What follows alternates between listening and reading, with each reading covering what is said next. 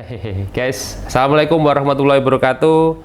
Bertemu lagi dengan saya Wawan Hitam di Laboratorium Pendidikan Fisika UGRIS. Guys, hari ini kita mau belajar tentang gelombang. Gelombang dilihat dari interaksi, amplitudo, dan arah penjalarannya, guys. Itu terdiri dari dua, yaitu gelombang longitudinal dan gelombang transversal. Gelombang longitudinal, contoh nyatanya adalah gelombang bunyi, guys. Dia punya ciri amplitudonya, yaitu regangan dan mampatan udara, regangan dan mampatan udara itu searah dengan arah penjalarannya atau perambatannya, guys. Jadi ketika ada speaker berbunyi, itu menggetarkan udara di sekitarnya, maka ada regangan dan rapatan, dan itu menjalar searah dengan arah penjalarannya atau arah jalannya gelombang, guys. Nah, gelombang transversal, guys, itu memiliki ciri utama amplitudonya itu tegak lurus, guys, ya, dengan arah rambatnya. Jadi kalau arah amplitudonya itu bergetar naik turun, dia merambat horizontal, guys. Nah, contoh nyatanya adalah ini, guys, yaitu gelombang pada permukaan air, guys. Ini adalah contoh gelombang transversal. Naik turunnya air laut, oke, guys, itu ke atas dan ke bawah. Sedangkan penjalarannya, lihat, guys, dia menjalar ke bagian horizontal ini, guys, air. Karena itu dia naik turun. Kalau ini dilihat dari layar, ya, guys, kalau dari sini gini, guys, dia naik turun, sedangkan gelombangnya menjalar horizontal. Dan ini adalah salah satu contoh dari gelombang transversal, guys.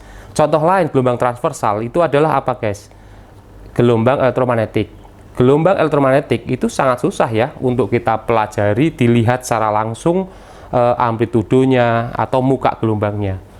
Contoh gelombang elektromagnetik itu kenapa susah? Contohnya adalah apa, guys? Cahaya. Cahaya adalah salah satu contoh gelombang elektromagnetik. Nah, perbedaan gelombang elektromagnetik dan gelombang pada permukaan air ini, guys, yaitu kalau ini hanya punya satu amplitudo, yaitu level air naik turunnya itu amplitudonya. Tetapi di gelombang elektromagnetik, contohnya cahaya, itu dia punya medan listrik, amplitudo medan listrik, ya, naik turun gini, guys. Lalu medan magnet ke samping, guys, tegak lurus antara E dan B, tegak lurus, dan arah penjalarannya juga tegak lurus dari keduanya, guys.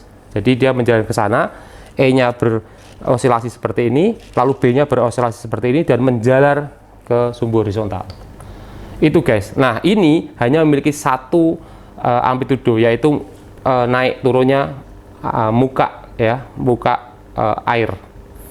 Nah, perhatikan, guys, sekarang, guys, ini adalah udara yang menekan, ya, regang rapat, regang gini, udaranya keluar, dan ini menyebabkan gangguan pada muka air, guys.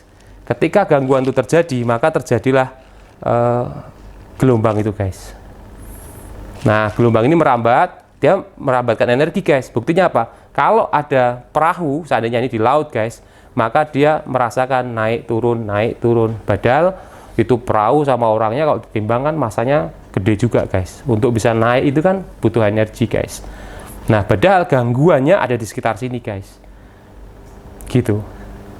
Nah, itu adalah contoh dari gelombang transversal. Ini adalah perambatan di permukaan air, guys. Perhatikan, ini frekuensi segini, guys. Saya tidak bisa mengukur, guys, karena ini, lihat, guys, saya kurangi frekuensinya. Lihat, ini seperti muka gelombang, guys, yang menjalar ini seperti muka gelombang. Ini frekuensinya saya naikkan, guys. Lihat. Wow. Perhatikan, guys. Nah, seharusnya ini juga bisa digunakan nantinya untuk pemantulan, interferensi, dua gelombang, dan seterusnya, guys. Sesuai dengan gelombang, ya, diuji itu bisa dengan pemantulan, bisa dengan interferensi. Nah, coba, guys, saya akan coba interferensi, guys. Ini saya punya dua, guys. Lihat, guys, bentar, guys. Nah, ini guys. Ini ada 2 gelombang. Saya tadi mengatur frekuensi sama amplitudenya guys, yaitu kedalaman tekanan di airnya guys. Lihat, ketika ada 2 gelombang begini guys, dengan frekuensi yang nggak tahu, ini tidak terukur guys, tetapi saya tadi mencoba untuk menyamakan, tetapi ini jelas saja nggak bisa sama. Ternyata jika ada 1 gelombang itu seperti ini guys. Oke, seperti ini guys. Ketika ditambah gelombang lain guys, ternyata menghasilkan, lihat loh, nah kok ternyata muncul sisi terang gelap terang gelap terang gelap terang. Nah, ini yang menarik guys. Jadi penjalaran ini disebut dengan kejadian ya, fenomena ini disebut dengan interferensi gelombang, dan di interferensi gelombang itu ya sekitar sana juga itu ada yang namanya destruktif dan konstruktif.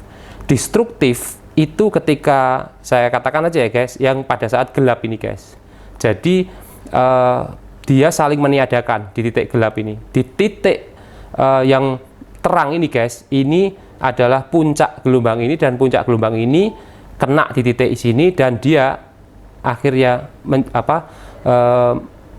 dijumlahkan guys. Ya, amplitudenya itu dijumlahkan sehingga dia lebih tinggi amplitudenya. Sedangkan yang gelap itu saling meniadakan guys antara kedua ini guys, sehingga terjadi proses kayak fringy gitu guys, gelap terang gelap terang gelap terang, alias gelombangnya di sini tuh, di sini tinggi mukanya ya guys, muka airnya tinggi, rendah tinggi rendah tinggi rendah tinggi rendah guys. Itu adalah interferensi gelombang pada permukaan air guys.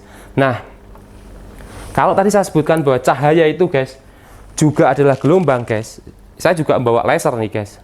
Ini itu tergurat, ada kisi ya, ini kisi, dan ini kisinya 600 per mili guys. Coba guys, nah ini guys, nah sama, terlihat ada fringy gelap terang gelap terang gelap terang guys. Interferensi gelombang terjadi juga di cahaya, interferensi gelombang juga terjadi di permukaan, interferensi gelombang juga terjadi di suara guys. Oke guys, itu contoh-contoh apa yang bisa kita lakukan dengan tangki riak untuk belajar tentang gelombang transversal. Ciao.